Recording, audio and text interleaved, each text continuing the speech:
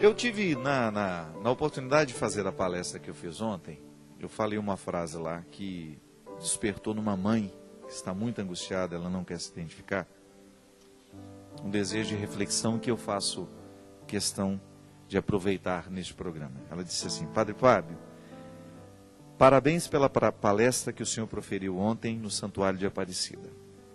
Eu estava assistindo em casa e percebi que minha filha ouvia do quarto dela, quando em um determinado momento o senhor disse: nada é mais desumano que tirar de alguém sua opção de escolha. Fecha aspas. Então a minha frase é essa: nada é mais desumano que retirar de alguém a sua capacidade de escolher. Aí ela continua o texto dela agora. Eu descobri há um tempo, padre, que minha filha é homossexual. Em conversa, ela me confessou e disse que não consegue se interessar por meninos. Ela é uma menina linda, inteligente, estudiosa e muito religiosa. Eu gostaria de sua orientação quanto ao meu comportamento em relação a essa situação. Hoje de manhã, vi que ela tinha postado uma frase do Senhor e senti que ela sentiu-se apoiada naquela frase da palestra. Eu estou errado em não aceitar a sua opção, padre? É errado querer mudar e ter que achar que a opção dela é normal? Deixo o tempo passar e continuo rezando e perseverando na minha fé para que um dia isso mude? Gostaria muito que o Senhor pudesse me ajudar. Sinto como se eu não estivesse cumprindo o que Deus me determinou quando deu a minha filha para que eu cuidasse dela aqui na terra. Um grande abraço. Triste, né? Sofrimento assim, né? Primeiro, minha filha, eu gostaria de pedir que você retirasse do seu coração todo sentimento de fracasso, de achar que você possa ter alguma culpa, mesmo porque isso não modifica em nada, né? A gente precisa ter muita sabedoria para lidar com uma situação tão delicada como é a homossexualidade. Você pergunta aqui se você tem que aceitar a opção dela e compreender que isso é normal. Não, você não tem que compreender isso como algo normal se isso fere a sua sensibilidade e aquilo que você aprendeu ao longo da sua vida. Agora, o que você precisa fazer e distinguir é que você pode até discordar da conduta sexual da sua filha. Você tem todo o direito de discordar da opção que ela fez. Mas você não pode esquecer que ela é uma filha que precisa do seu amor, que precisa do seu carinho, que precisa da sua atenção. O amor é possível mesmo quando a gente discorda. A gente precisa se livrar deste mito, não é? De que a perfeição existe no momento em que nós amamos. Não. Muitas vezes o outro vai fazer tudo errado e mesmo assim eu continuo amando. Eu rejeito a atitude, eu rejeito o comportamento, mas não rejeito a pessoa. Eu sei que é um limiar muito estreito e difícil, mas é isso que a igreja faz. A igreja prega isso. Ela não rejeita o ser humano, ela rejeita o pecado. Ah, padre, mas essa conversa é fiada. Não é não. Porque se você vai viver isso na prática, você vai ver que haverá desafios. Mas você pode ter certeza que se você souber contornar e administrar esses desafios, você vai conseguir estabelecer uma relação saudável com a sua filha. E a minha frase, no momento em que eu dizia, em que eu a proferi, eu estava falando que a cultura dos dias de hoje, ela tem idiotizado muito a juventude. Nós estamos vivendo numa época, num tempo em que a diversão que é oferecida à juventude é absolutamente desfavorável ao crescimento dessa juventude. A produção cultural que é muitas vezes feita em torno da juventude considera que o jovem é um idiota, que ele está...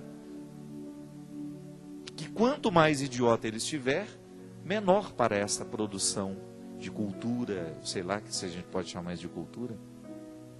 Quando você tem um aliciamento desse jovem para que ele esteja muito cedo viciado no álcool, no cigarro, na maconha, na cocaína, o aliciamento que a sociedade faz para que o jovem comece a viver uma sexualidade muito precoce, através da televisão, através dos jornais, das novelas, das revistas, de muitas coisas que nós vemos acontecer, que estão presentes dentro do processo cultural, dessa construção da sociedade e daquilo que é oferecido à juventude. E eu dizia que muitos desses jovens não estão conscientes do que está acontecendo com eles. E quando você não está consciente, você está privado da capacidade de escolher.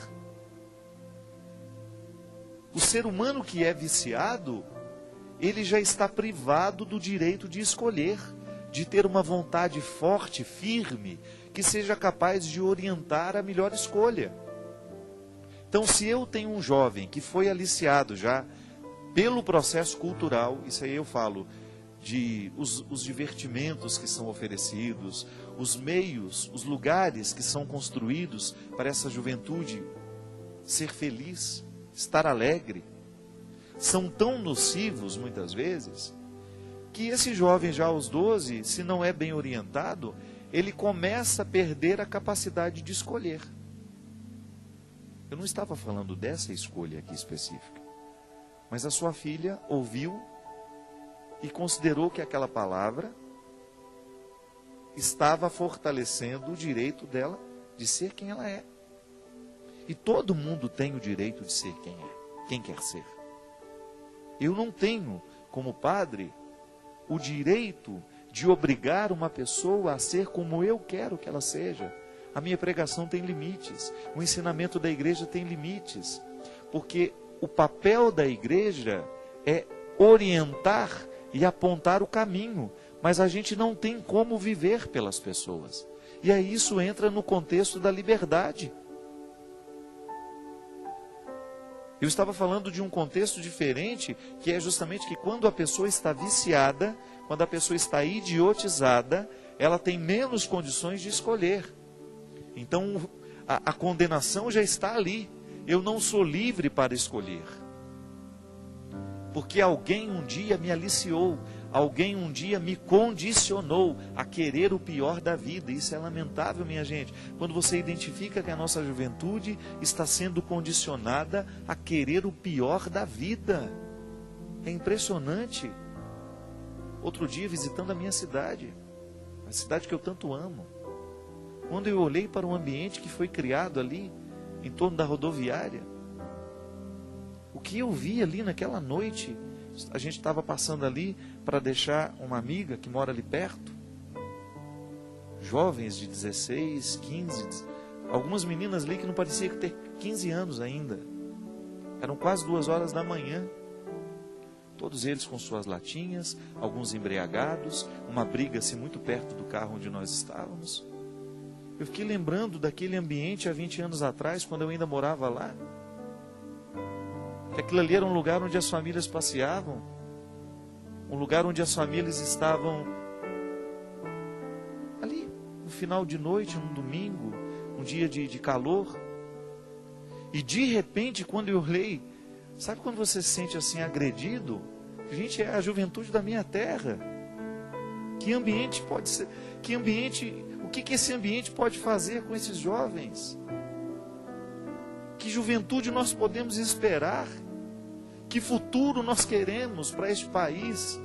Se os nossos jovens não são vigiados, infelizmente a palavra é essa, se não existe uma lei para proteger, menor de idade não pode beber. Se esses botecos estão vendendo, é porque falta fiscalização. Nós estamos perdendo os nossos jovens porque a gente não tem coragem de aplicar as regras. Como é que esse jovem vai ter o direito de escolher se ele está condicionado à destruição? E eu lamento profundamente isso. Sabe por quê? Porque graças a Deus eu tive a oportunidade de ser salvo no momento em que eu estava para ser perdido do mesmo jeito.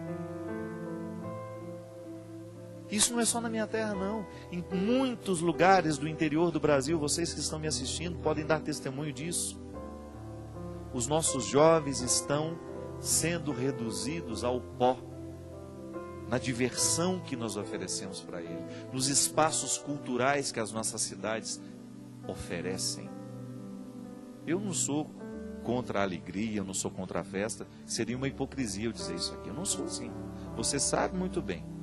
Agora, eu sou contra quando nós vendemos uma alegria altamente nociva e destrutiva, porque atrás dessa alegria, dessa música, dessa micareta toda, as pessoas estão sendo aliciadas, as pessoas estão sendo viciadas com 12, 13, 14 anos. Era disso que eu falava. Eu fiz uma palestra para a juventude e eu não podia negligenciar esse assunto, que é tão importante nos dias de hoje. É sério isso. Hoje as nossas autoridades precisam fazer alguma coisa para salvar os nossos jovens. Essa moçada está se perdendo sem ter a oportunidade de decidir. Uma coisa é um adulto que tem o direito de escolher o que vai fazer da vida. Tudo bem, você já cresceu, sabe muito bem dos malefícios da droga, sabe muito bem as consequências do crack, da cocaína. Agora, uma criança que ainda não está madura o suficiente para fazer essa escolha, ter livre acesso a ambientes onde essa perdição é oferecida como se isso fosse um divertimento. Que divertimento é esse que gera tanta lágrima no futuro? Que divertimento é esse que vai comprometer a felicidade e até o sossego das famílias que moram ali? Será que não está na hora da gente repensar as nossas posturas, o que a gente oferece à nossa juventude, para que esse sofrimento seja evitado? Está na hora de nós buscarmos uma reviravolta cultural neste país. Nós precisamos estudar, essa juventude precisa ler, essa juventude precisa ter cultura, essa juventude precisa ter boa música, essa juventude precisa ter o direito de escutar o que é bom, o que faz bem ao coração, de ter acesso aos meios culturais que verdadeiramente possa forjar, fazer nascer um caráter, um ser humano que tenha condições de dar conta da vida. Agora, aos 17 anos, já viciado num monte de coisa, porque é o que a cidade oferece, é o que a gente permite que aconteça debaixo dos nossos olhos. Não posso acreditar, minha gente. Onde estão as autoridades para cuidar dos nossos filhos, para cuidar dos nossos jovens, no momento que eles saem de casa? Porque dentro da minha casa quem manda é você. Dentro da minha casa quem manda sou eu. Dentro da sua casa quem manda é você. Esse policiamento quem tem que fazer é você. O que seu filho faz, o que o seu filho come, o que o seu filho bebe, o que o seu filho fuma, o que o seu filho vê na internet, isso é administração particular. Agora, no momento que ele sai de casa, que você não tem mais a capacidade, a possibilidade de olhar por onde ele anda e de ver o que ele faz, nós precisamos contar com autoridades públicas. Nós pagamos impostos para isso. Você precisa ter a garantia que o seu município, que a sua cidade, que o seu estado, que o seu país esteja comprometido em observar o que é que acontece no momento que os nossos filhos saem de casa. Aí a responsabilidade vai para o colégio onde ele estuda. Quantos colégios, quantos lugares que deveriam ser separados e preparados para o conhecimento não são? Não estão nem aí. Uma pedagogia que não está comprometida com a formação do caráter de um jovem que verdadeiramente tenha condições de decidir, de ser alguém na vida. Desculpe-me, eu já desloquei totalmente do que eu estava falando para ela, mas eu acho tão pertinente esse assunto. A gente aprender a fazer, a gente aprender a exigir que as nossas autoridades façam o que elas precisam fazer. Um jovem é um bem que nós não podemos perder de qualquer jeito. Aliás, esse país só vai ter jeito, só vai ter condições de mudar alguma coisa nesse Brasil no dia em que nós retomarmos o caminho da educação. E a gente voltar a oferecer às pessoas a oportunidade de crescerem. A gente voltar a ensinar que o divertimento, que a alegria só tem sentido quando existe uma luta, uma disciplina, uma regra, um trabalho anterior, que nós não temos o direito de fazer da vida uma eterna festa. Não, isso não existe. Nós precisamos voltar a dizer isso às nossas crianças.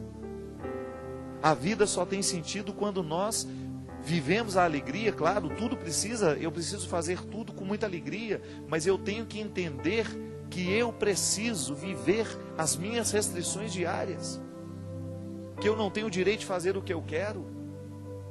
E isso passa pela educação, minha gente, pela proposta de valores. Esse mosquitinho está me enchendo o saco desde ontem. Desde ontem não, desculpa. Falei palavrão, né? Não tem problema. Está todo mundo rindo aqui. Mas é verdade. Eu não tenho o direito de negligenciar o meu papel dentro da sociedade. Eu sou padre. E eu não posso negligenciar a oportunidade de falar disso aqui. Porque eu vejo em todos os cantos do Brasil hoje, neste momento, uma podridão está sendo oferecida à nossa juventude, como se isso fosse um divertimento, nivelando por baixo.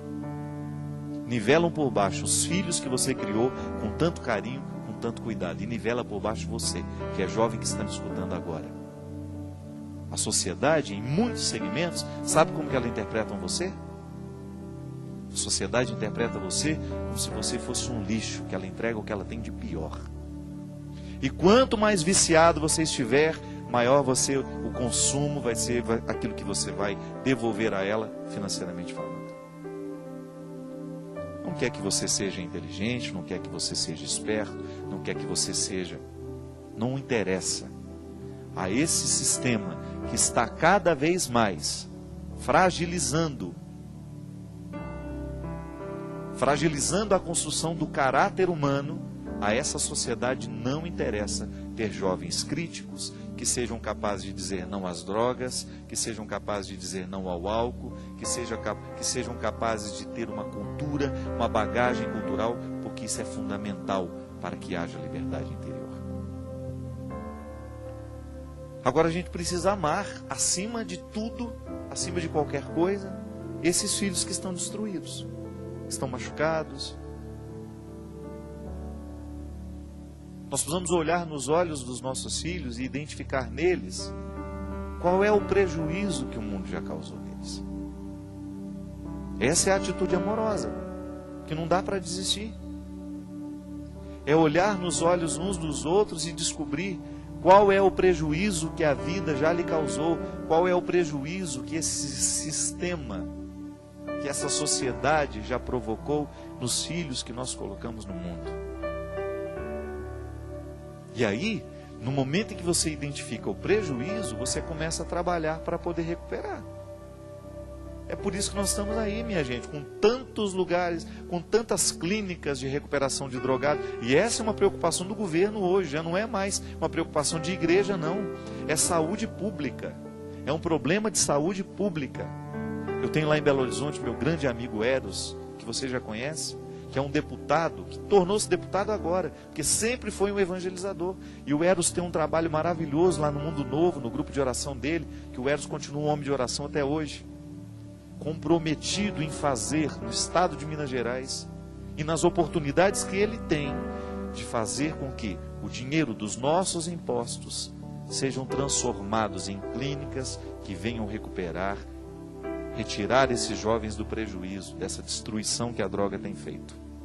Droga, socializadas e não, cigarro, maconha, cocaína, crack, LSD, tudo isso que vem aí, que a gente já não sabe nem mais o nome. E o álcool, que é vendido nas garrafinhas e fica todo mundo elegantemente nas pracinhas.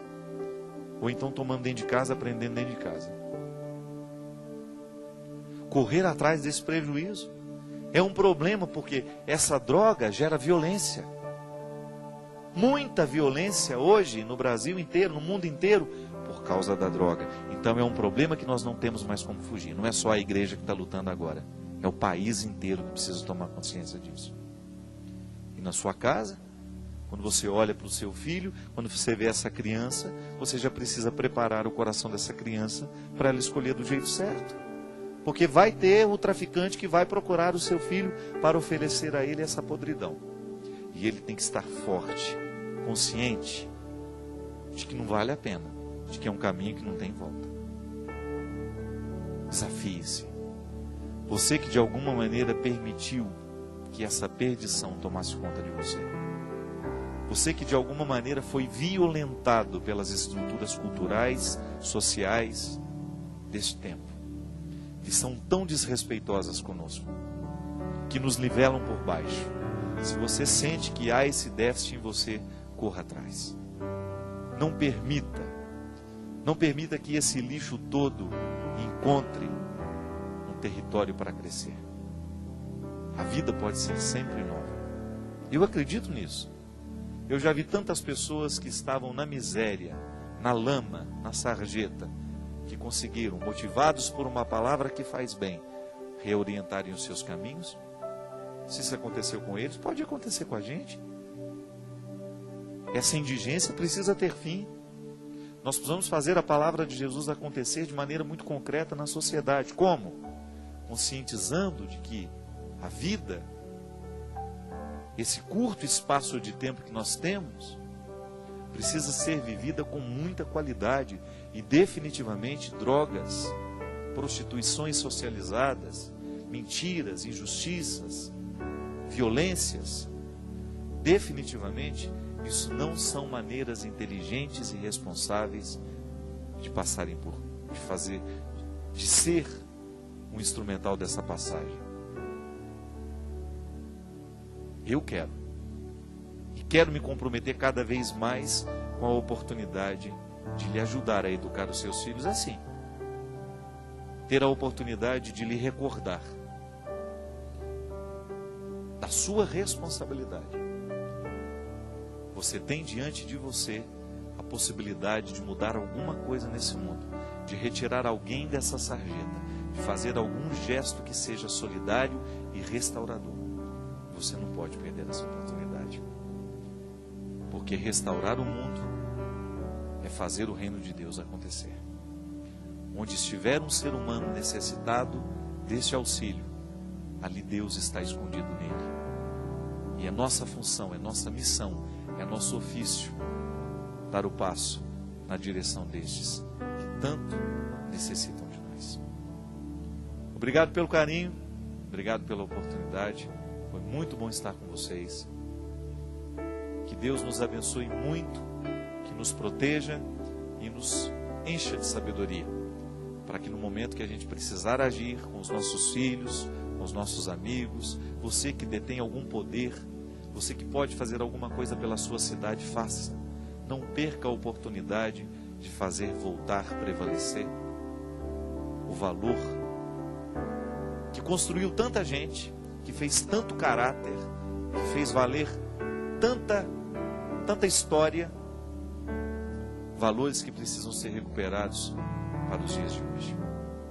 Derrame sobre nós, sobre o nosso coração, a bênção de Deus Todo-Poderoso, Pai, Filho e Espírito Santo.